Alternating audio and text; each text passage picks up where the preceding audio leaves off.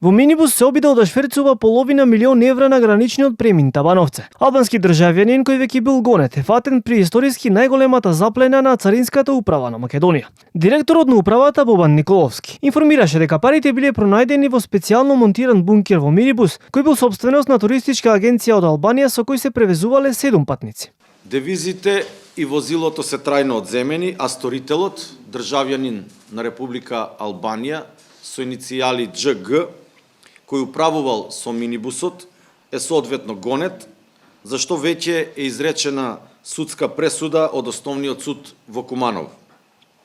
Обидот е откриен во акција од Оделението за оперативни работи на влез на државниот граничен премин Табановце. При проверката на службите, парите, како што кажа директорот Николовски, биле спакувани во 14 прозирни кеси и веднаш биле одземени. Нашата работа беше овие пари да не ја поминат граничната линија во Република Македонија и тие не ја поминале и тука завршува нашата работа. Делото е предадено на обвинителството, потоа на судот и е пријавено во соодветна институција во Република Македонија која што ќе се занимава со овој случај. Согласно закон, запленетите девизи уште веднаш се предадени во Агенцијата за привремено одземен имот, а потоа се депонирани во Народната банка. Цариниците кои учествувале во акцијата, како што рече директорот, ќе бидат наградени со по 10.000 денари.